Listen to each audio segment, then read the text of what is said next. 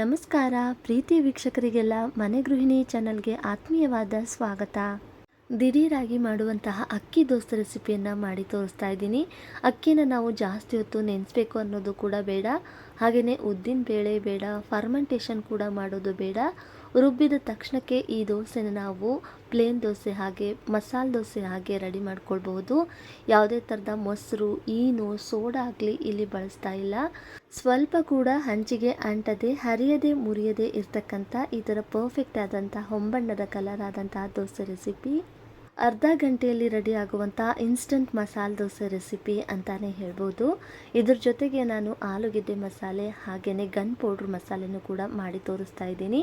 ಹಾಗಿದ್ರೆ ಈ ರೆಸಿಪಿ ಹೇಗೆ ಮಾಡೋದು ಅಂತ ವಿಡಿಯೋನ ಸ್ಕಿಪ್ ಮಾಡದೆ ಪೂರ್ತಿಯಾಗಿ ನೋಡಿ ಅಂತ ರಿಕ್ವೆಸ್ಟ್ ಮಾಡ್ತಾ, ವಿಡಿಯೋ ಇಷ್ಟ ಆದರೆ ಒಂದು ಲೈಕ್ ಮಾಡೋದನ್ನು ಮರಿಬೇಡಿ. ಹಾಗೆಯೇ ಚಾನಲ್ನ ಕೂಡ ಸಬ್ಸ್ಕ್ರೈಬ್ ಮಾಡಿಕೊಂಡು ಸಪೋರ್ಟ್ ಮಾಡಿ. ಒಂದು ಪಾತ್ರೆಗೆ 1 ಬಟ್ಲಾಗುವಷ್ಟು ರೇಷನ್ ಅಕ್ಕಿನ ಸೇರಿಸ್ತಾ ಇದ್ದೀನಿ. ಹಾಗೆಯೇ ಅದೇ ಬಟ್ಲತೆಗೆ 3/4 ಬಟ್ಲಾಗುವಷ್ಟು ಹೆಸರು ಬೇಳೆನ ಸೇರಿಸ್ತಾ ಇದ್ದೀನಿ. ಕೇವಲ ಈ 2 ಪದಾರ್ಥ ಇದ್ದರೆ ಸಾಕು, ನಾವು ದೋಸೆನ ರೆಡಿ ಮಾಡ್ಕೊಳ್ಬೋದು. ಈ 2 ಪದಾರ್ಥಗಳನ್ನು ಕೂಡ ನೀರು ಹಾಕಿ 1-2 ಸತಿ ಚೆನ್ನಾಗಿ ವಾಶ್ ಮಾಡಿಕೊಂಡು ತೊಗೊಂಡಿದ್ದೀನಿ.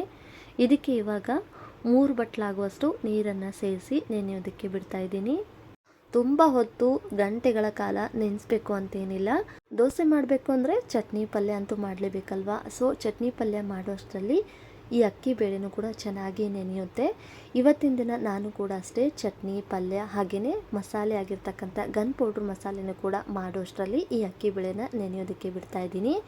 ಇಲ್ಲಿ ಚಟ್ನಿ ಮಾಡೋದಕ್ಕೆ ಒಂದು ಚಿಕ್ಕ ಮಿಕ್ಸರ್ ಜಾರಿಗೆ ಒಂದು ಅರ್ಧ ಬಟ್ಲಾಗುವಷ್ಟು ಹಸಿ ತೆಂಗಿನಕಾಯಿ, ಹಾಗೆಯೇ ಸ್ವಲ್ಪ ಬೆಳ್ಳುಳ್ಳಿ, ಒಂದು ಅರ್ಧ ಚಮಚ ಆಗುವಷ್ಟು ಜೀರಿಗೆ, ಹಾಗೆಯೇ ಸ್ವಲ್ಪ ಕರಿಬೇವು, ಖಾರಕ್ಕೆ ಒಂದು 4 ಹಸಿಮೆಣಸಿನಕಾಯಿ ಮತ್ತು 2-3 ಚಮಚ ಆಗುವಷ್ಟು ಪುಟಾಣಿ, ರುಚಿಗೆ ತಕ್ಕಷ್ಟು ಉಪ್ಪು ಹಾಕಿ ಸ್ವಲ್ಪ ನಾನಿಲ್ಲಿ ಸಕ್ಕರೆಯನ್ನು ಸೇರಿಸಿ ಸ್ವಲ್ಪ ನೀರನ್ನು ಸೇರಿಸ್ತಾ ಆದಷ್ಟು ಇದನ್ನು ಪೂರ್ತಿ ನೈಸಾಗಿ ಗ್ರೈಂಡ್ ಮಾಡ್ಕೊಂಡು ತಗೊಳ್ತಾ ಇದ್ದೀನಿ. ಇವಾಗ ನೋಡಿ ಪೂರ್ತಿಯಾಗಿದ್ದು ನೈಸಾಗಿ ಗ್ರೈಂಡ್ ಆಗಿದೆ. ಕೊನೆಯದಾಗಿ ಇವಾಗ ಕೊತ್ತಂಬರಿ ಸೊಪ್ಪನ್ನು ಸೇರಿಸಿ 1-2-3 ಸುತ್ತು ಗ್ರೈಂಡ್ ಮಾಡಿಕೊಂಡ್ರೆ ಸಾಕು. ಇದರಿಂದ ಕೊತ್ತಂಬರಿ ಸೊಪ್ಪು ಅಲ್ಲಲ್ಲಿ ತರಿಯಾಗಿ ಗ್ರೈಂಡ್ ಆಗಿರೋದು ಕಾಣಿಸುತ್ತೆ. ಚಟ್ನಿ ನೋಡೋದಕ್ಕೂ ಕೂಡ ಚೆನ್ನಾಗಿ ಕಾಣಿಸುತ್ತೆ, ಹಾಗೆಯೇ ಟೇಸ್ಟು ಕೂಡ ಡಿಫ್ರೆಂಟಾಗಿ ಚೆನ್ನಾಗಿರುತ್ತೆ. ನೋಡ್ತಾ ಇದ್ದೀರಲ್ಲ, ತರಿಯಾಗಿರ್ತಕ್ಕಂತಹ ಕೊತ್ತಂಬರಿ ಸೊಪ್ಪು ಅಲ್ಲಲ್ಲಿ ಚೆನ್ನಾಗಿ ಕಾಣ್ತಾ ಇದೆ. ಇದಕ್ಕಿವಾಗ ಚಿಕ್ಕದಾಗಿರ್ತಕ್ಕಂಥ ಒಂದು ಒಗ್ಗರಣೆನ ಮಾಡ್ತಾಯಿದ್ದೀನಿ. ಇಲ್ಲಿ ಸ್ಟವ್ನ ಆನ್ ಮಾಡಿ ಒಂದು ಪಾತ್ರೆಗೆ 1 ಟೇಬಲ್ ಸ್ಪೂನ್ ಆಗುವಷ್ಟು ಅಡುಗೆ ಎಣ್ಣೆ ಸೇರಿಸಿ, ಎಣ್ಣೆ ಒಂದು ಸ್ವಲ್ಪ ಬಿಸಿ ಆಗ್ತಿದ್ದಂಗೆ ಸ್ವಲ್ಪ ಉದ್ದಿನ ಬೇಳೆನ ಸೇರಿಸ್ತಾ ಇದ್ದೀನಿ. ಉದ್ದಿನ ಬೇಳೆ ಒಂದು ಸ್ವಲ್ಪ ಹೊಂಬಣ್ಣಕ್ಕೆ ಬರಬೇಕು. ಹಾಗೆಯೇ ಒಂದು ಸ್ವಲ್ಪ ಜೀರಿಗೆ, ಸಾಸಿವೆ, ಒಂದು ಸ್ವಲ್ಪ ಕರಿಬೇವೆಲೆ, ಹಾಗೆಯೇ 1 ಒಣಮೆಣಸಿನ್ಕಾಯಿನ ಸೇರಿಸಿ ಸ್ವಲ್ಪ ಇದನ್ನು ಫ್ರೈ ಮಾಡಿಕೊಂಡು ಕೊನೆಯದಾಗಿ ನಾನಿವಾಗ ಒಂದು ಸ್ವಲ್ಪ ಬಿಳಿ ಎಳ್ಳನ್ನು ಸೇರಿಸ್ತಾ ಇದ್ದೀನಿ. ಎಳ್ಳು ಹಾಕಿದ ಮೇಲೆ ಸ್ಟವ್ನ ಆಫ್ ಮಾಡಿ ತಕ್ಷಣ ಒಂದು ಮುಚ್ಚಳದಿಂದ ಮುಚ್ಚಿ ಬಿಡಬೇಕಾಗುತ್ತೆ. ಎಳ್ಳು ಚಟಪಟ ಅಂತ ಸಿಡಿತಿರುತ್ತೆ, ಹಾಗಾಗಿ ಈ ಥರ ಮುಚ್ಚಳದಿಂದ ಮುಚ್ಚಿ ಬಿಸಿ ಸ್ವಲ್ಪ ಕಡಿಮೆ ಆದಮೇಲೆ ರುಬ್ಬಿರ್ತಕ್ಕಂಥ ಚಟ್ನಿನ ಸೇರಿಸಿ ಮಿಕ್ಸರ್ ಜಾರ್ಗೆ ಸ್ವಲ್ಪ ನೀರು ಹಾಕಿ ಆ ನೀರನ್ನು ಕೂಡ ಇಲ್ಲಿ ಸೇರಿಸಿ ಕನ್ಸಿಸ್ಟೆನ್ಸಿ ನೋಡಿಕೊಂಡು ಸ್ವಲ್ಪ ಮೀಡಿಯಮ್ ತೆಳುವಾಗಿ ನಾನಿಲ್ಲಿ ಈ ಚಟ್ನಿನ ರೆಡಿ ಮಾಡ್ಕೊಂಡಿದ್ದೀನಿ. ಸ್ವಲ್ಪ ಎಳ್ಳು ಹಾಗೆಯೇ ಉದ್ದಿನ ಬೇಳೆ ಸೇರಿಸಿ ಒಗ್ಗರಣೆ ಮಾಡೋದ್ರಿಂದ ಚಟ್ನಿ ಟೇಸ್ಟು ಕೂಡ ಚೆನ್ನಾಗಿರುತ್ತೆ, ಹಾಗೆಯೇ ನೋಡೋದಕ್ಕೂ ಕೂಡ ಚಟ್ನಿ ಚೆನ್ನಾಗಿ ಕಾಣ್ತಾ ಇರುತ್ತೆ. ನೋಡಿದ್ರೇ ನಾವು ಊಟ ಮಾಡಬೇಕು ಅನ್ನೋ ರೀತಿಯಲ್ಲಿ ನೋಡಿ. ಇವಾಗ ಚಟ್ನಿ ಅಂತೂ ರೆಡಿ ಆಗಿದೆ. ನೆಕ್ಸ್ಟ್ ಇವಾಗ ಗನ್ ಪೌಡರ್ ಮಸಾಲೆನ ಮಾಡಿ ತೋರಿಸ್ತಾ ಇದ್ದೀನಿ. ಇಲ್ಲಿ ಸ್ಟವ್ನ ಆನ್ ಮಾಡಿ ಒಂದು ಕಡಾಯಿಗೆ 1/4 ಬಟ್ಲಾಗುವಷ್ಟು ಶೇಂಗಾ ಬೀಜನ ಸೇರಿಸಿ ಮೀಡಿಯಮ್ ಟು ಲೋ ಫ್ಲೇಮ್ನಲ್ಲಿ ಹದವಾಗಿ ಇದನ್ನು ಹುರಿದು ತಗೊಳ್ಬೇಕಾಗುತ್ತೆ. ಎಷ್ಟು ಚೆನ್ನಾಗಿ ನಿಧಾನವಾಗಿ ಇದನ್ನು ಹುರ್ಕೊಳ್ತೀವೋ ಮಾಡುವಂಥ ಗನ್ ಪೌಡರ್ ಮಸಾಲೆ ಕೂಡ ಅಷ್ಟೇ ಚೆನ್ನಾಗಿ ಬರುತ್ತೆ. ಕಡಲೆ ಬೀಜ ಅಂತೂ ಇವಾಗ ಹುರಿದಾಗಿದೆ. ಇದನ್ನು ಒಂದು ಪ್ಲೇಟಿಗೆ ತೆಗೆದಿಡ್ತಾ ಇದ್ದೀನಿ. ಅದೇ ಪಾತ್ರೆಗೆ 1-2 ಸ್ಪೂನ್ ಆಗುವಷ್ಟು ಪುಟಾಣಿ ಅಂದರೆ ಹುರಿಗಡ್ಲೆನ ಸೇರಿಸಿ ಜಾಸ್ತಿ ಇದನ್ನು ಫ್ರೈ ಮಾಡ್ಕೊಳ್ದೆ ಸ್ವಲ್ಪ ಲೈಟಾಗಿ ಫ್ರೈ ಮಾಡಿಕೊಂಡು ಇದನ್ನು ಕೂಡ ಸೈಡಲ್ಲಿ ಎತ್ತಿಡ್ತಾ ಇದ್ದೀನಿ ಒಂದು ಬಟ್ಲಿಗೆ ತೆಗೆದು. ಮತ್ತು ಒಂದು ಅರ್ಧ ಬಟ್ಲಾಗುವಷ್ಟು ಒಣ ಕೊಬ್ಬರಿ ತುರಿನ ಸೇರಿಸಿ ಸ್ವಲ್ಪ ಇದನ್ನು ಹೊಂಬಣ್ಣದ ಕಲರ್ ಬರೋವರೆಗೂ ಫ್ರೈ ಮಾಡ್ಕೊಳ್ಬೇಕಾಗುತ್ತೆ. ಈ ಥರ ಸ್ವಲ್ಪ ಹೊಂಬಣ್ಣದ ಕಲರ್ ಬಂದಿದೆ ಅಂದಾಗ ನಂತರ 1 ಸ್ಪೂನ್ ಆಗುವಷ್ಟು ಬಿಳಿ ಎಳ್ಳನ್ನು ಕೂಡ ಸೇರಿಸಿ ಮತ್ತೆ ಇದನ್ನು ಸ್ವಲ್ಪ ಹೊತ್ತು ಬಾಡಿಸಬೇಕಾಗುತ್ತೆ. ಎಳ್ಳು ಫ್ರೈ ಆಗ್ತಾ ಅದು ಚಟಪಟ ಅಂತ ಸಿಡಿಯುತ್ತೆ, ಹಾಗೆಯೇ ಕೊಬ್ಬರಿ ಕಲರ್ ಕೂಡ ಚೇಂಜ್ ಆಗಿದೆ. ಇಷ್ಟಾದರೆ ಸಾಕು. ಇದನ್ನು ಕೂಡ ನಾನು ಪ್ಲೇಟಿಗೆ ತೆಗೆದಿಟ್ಕೊಳ್ತಾ ಇದ್ದೀನಿ. ಈಗ ಅದೇ ಕಡಾಯಿಗೆ 1 ಹಿಡಿ ಆಗುವಷ್ಟು ಉದ್ದಿನಬೇಳೆ, 1 ಹಿಡಿ ಆಗುವಷ್ಟು ಕಡಲೆಬೇಳೆನ ಸೇರಿಸಿ ಹದವಾಗಿ ನಿಧಾನವಾಗಿ ಇದನ್ನು ಹುರ್ಕೊಳ್ತಾ ಸ್ವಲ್ಪ ಲೈಟಾಗಿ ಹೊಂಬಣ್ಣದ ಕಲರ್ ಬರೋವರೆಗೂ ಇದನ್ನು ಫ್ರೈ ಮಾಡ್ಕೊಳ್ತಾ, ಜೊತೆಗೆ ಇದು ಸ್ವಲ್ಪ ಫ್ರೈ ಆಗ್ತಿದೆ ಅಂದಾಗ 1 ಸ್ಪೂನ್ ಆಗುವಷ್ಟು ಅಕ್ಕಿನ ಸೇರಿಸ್ತಾ ಇದ್ದೀನಿ. ಅಕ್ಕಿ ಹಾಕಿದ ಮೇಲೆ ಜಾಸ್ತಿ ಹೊತ್ತು ಹುರಿಬೇಕು ಅಂತೇನಿಲ್ಲ, ಅಕ್ಕಿ ಬೇಗ ಹುರಿಯುತ್ತೆ. ಹಾಗಾಗಿ ಉದ್ದಿನಬೇಳೆ ಕಡಲೆಬೇಳೆ ಸ್ವಲ್ಪ ಫ್ರೈ ಆದಮೇಲೆ ನಂತರ 1 ಸ್ಪೂನ್ ಆಗುವಷ್ಟು ಅಕ್ಕಿ ಸೇರಿಸಿ ಇದನ್ನು ಕೂಡ ಸ್ವಲ್ಪ ಫ್ರೈ ಮಾಡಿಕೊಂಡು, ಇವಾಗ ನಾನಿಲ್ಲಿ ಒಂದು 3 ಬ್ಯಾಡಗೆ ಮೆಣಸಿನ್ಕಾಯಿನ ಸೇರಿಸ್ತಾ ಇದ್ದೀನಿ ಸ್ವಲ್ಪ ಕಲರ್ಗೋಸ್ಕರ. ಖಾರಕ್ಕೆ ಒಂದು 4 ಗುಂಟೂರು ಮೆಣಸಿನ್ಕಾಯಿನ ಸೇರಿಸ್ತಾ ಇದ್ದೀನಿ.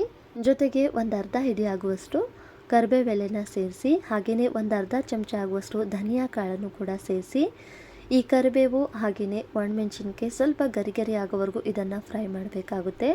ಇನ್ನೇನು ಒಂದು ಸ್ವಲ್ಪ ಪೂರ್ತಿಯಾಗಿ ಇದು ಫ್ರೈ ಆಗಿದೆ ಅನ್ನೋ ಅಷ್ಟರಲ್ಲಿ ಕೊನೆಯದಾಗಿ ಒಂದು ಅರ್ಧ ಚಮಚ ಆಗುವಷ್ಟು ಜೀರಿಗೆನ ಸೇರಿಸಿ ಸ್ಟವ್ನ ಆಫ್ ಮಾಡಿ ಈ ಬಾಣಲಿ ಬಿಸಿನಲ್ಲಿನೇ 1 ನಿಮಿಷ ಇದನ್ನು ಹುರಿದು ತೊಗೊಂಡ್ರೆ ಸಾಕು.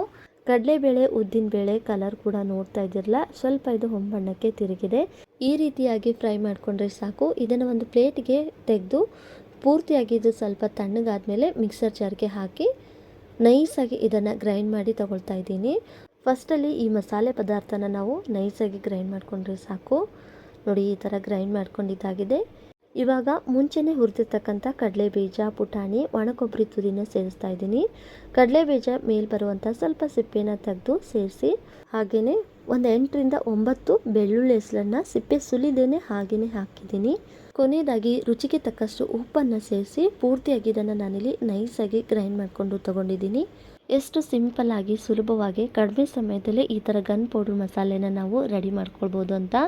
ಮಸಾಲೆ ಪದಾರ್ಥನ ನಾವು ನಿಧಾನವಾಗಿ ಹದವಾಗಿ ಹುರಿದು ಮಾಡಿರೋದ್ರಿಂದ ಒಂದು ಏರ್ ಟೈಟ್ ಡಬ್ಬದಲ್ಲಿ ಹಾಕಿಟ್ರೆ ತಿಂಗಳಗಟ್ಟಲೆ ನಾವು ಇದನ್ನು ಸ್ಟೋರ್ ಮಾಡಿಡ್ಬೋದು.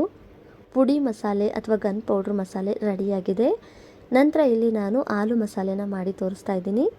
ಇಲ್ಲಿ ಕಡಾಯಿಗೆ 1-2 ಟೇಬಲ್ ಸ್ಪೂನ್ ಆಗುವಷ್ಟು ಅಡುಗೆ ಎಣ್ಣೆನ ಸೇರಿಸಿ, ನಂತರ ಎಣ್ಣೆ ಸ್ವಲ್ಪ ಬಿಸಿ ಆದಮೇಲೆ ಜೀರಿಗೆ, ಸಾಸಿವೆ, ಸ್ವಲ್ಪ ಉದ್ದಿನಬೇಳೆ ಹಾಗೆಯೇ 1-2 ಹಸಿಮೆಣಸಿನ್ಕಾಯಿ, ಜೊತೆಗೆ ಒಂದು ಸ್ವಲ್ಪ ಕರಿಬೇವೆಲೆ ಸೇರಿಸಿ ಸ್ವಲ್ಪ ಇದನ್ನು ಫ್ರೈ ಮಾಡ್ಕೊಳ್ತಾ, ಜೊತೆಗೆ 1-2 ದಪ್ಪದಾಗಿರುವಂಥ ಈರುಳ್ಳಿನ ನಾನಿಲ್ಲಿ ಈ ಥರ ಸ್ವಲ್ಪ ತೆಳುವಾಗಿ ಉದ್ದುದ್ದಕ್ಕೆ ಕಟ್ ಮಾಡಿ ಸೇರಿಸಿದ್ದೀನಿ.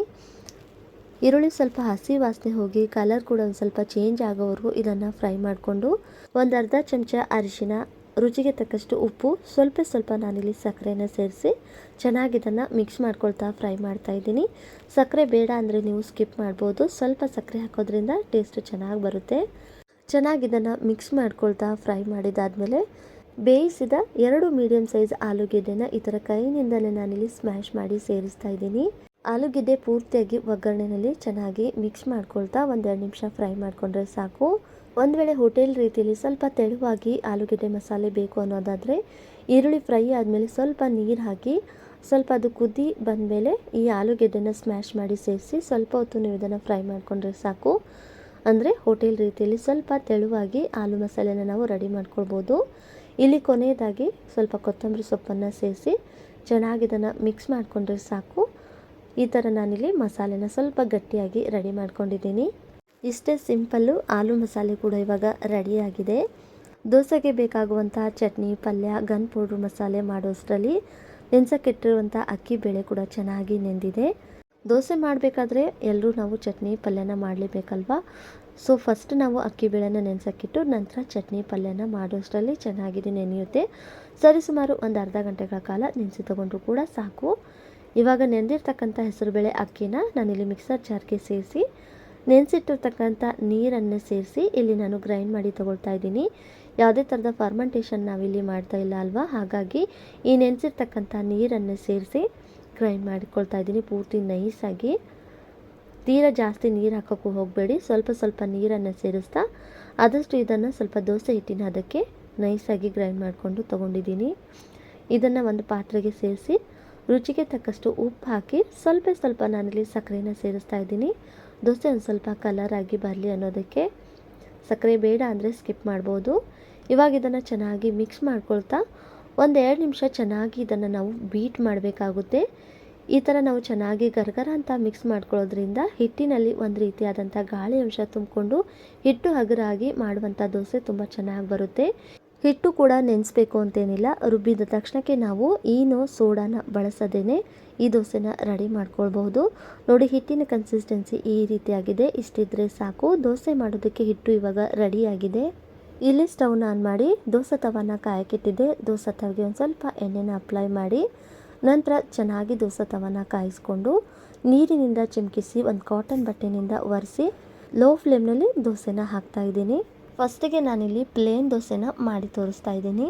ಎಷ್ಟು ತೆಳುವಾಗಿ ಬೇಕೋ ಅಷ್ಟು ತೆಳುವಾಗಿ ಈ ದೋಸೆನ ನಾವು ರೆಡಿ ಮಾಡ್ಕೊಳ್ಬೋದು. ದೋಸೆ ಹಾಕಿದ ಮೇಲೆ 1 ನಿಮಿಷ ಆದಮೇಲೆ ಮೀಡಿಯಮ್ ಉರಿಗಿಂತ ಒಂದು ಸ್ವಲ್ಪ ಜಾಸ್ತಿ ಉರಿನಲ್ಲಿ ಈ ದೋಸೆನ ಬೇಯಿಸ್ತಾ ಇದ್ದೀನಿ. ಸ್ವಲ್ಪ ಮೇಲುಗಡೆ ಹಸಿ ಬೆಂದಿದೆ ಅಂದಾಗ ಎಣ್ಣೆನ ಅಪ್ಲೈ ಮಾಡ್ತಾ ಇದ್ದೀನಿ.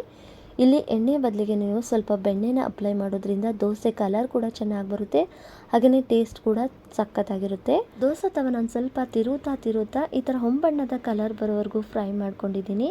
ನೋಡಿ ಎಷ್ಟು ಈಸಿಯಾಗಿ ದೋಸೆ ಎದ್ದೇಳ್ತಾ ಇದೆ ಅಂತ. ಸ್ವಲ್ಪ ಕೂಡ ಹಂಚಿಗೆ ಅಂಟುತ್ತೆ ಅನ್ನೋ ಟೆನ್ಷನ್ ಬೇಡ, ಎಷ್ಟು ಈಸಿಯಾಗಿ ನಾವು ತೆಕ್ಕೊಳ್ಬೋದು ಅಂತ. ಪರ್ಫೆಕ್ಟ್ ಆದಂಥ ಹೊಂಬಣ್ಣದ ಕಲರ್ ಆದಂತಹ ತೆಳುವಾದಂತಹ ಪೇಪರ್ ದೋಸೆ ರೆಡಿಯಾಗಿದೆ.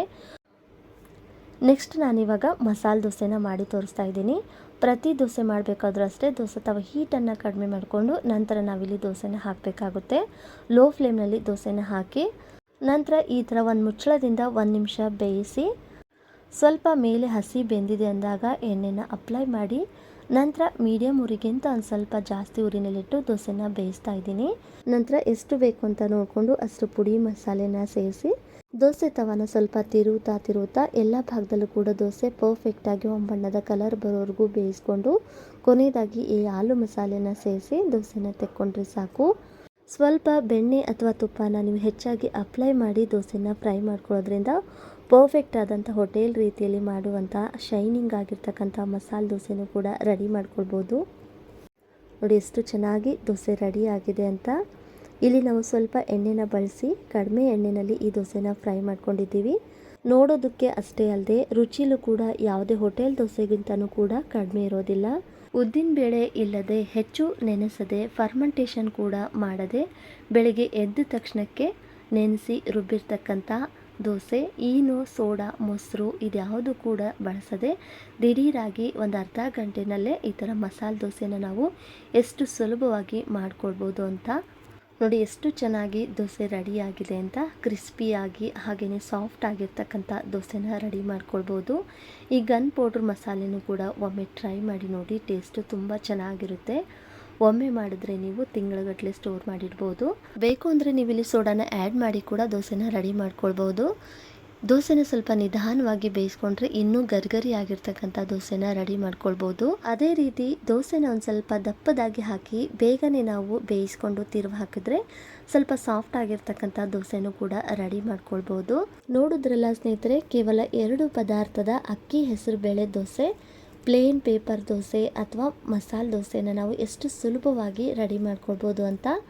ಈ ರೆಸಿಪಿ ವಿಡಿಯೋ ನಿಮಗೆ ಇಷ್ಟ ಆಗಿದ್ರೆ ವಿಡಿಯೋಗೆ ಒಂದು ಲೈಕ್ ಮಾಡಿ, ಶೇರ್ ಮಾಡಿ ನಿಮ್ಮ ಫ್ರೆಂಡ್ಸ್ ಆ್ಯಂಡ್ ಫ್ಯಾಮಿಲಿ ಜೊತೆಗೆ. ಹಾಗೆಯೇ ಮನೆ ಗೃಹಿಣಿ ಚಾನಲ್ನು ಕೂಡ ಸಬ್ಸ್ಕ್ರೈಬ್ ಮಾಡಿಕೊಂಡು ಸಪೋರ್ಟ್ ಮಾಡಿ ಅಂತ ಹೇಳ್ತಾ ಈ ರೆಸಿಪಿ ನೋಡಿದಂಥ ಪ್ರತಿಯೊಬ್ಬರಿಗೂ ಧನ್ಯವಾದಗಳು.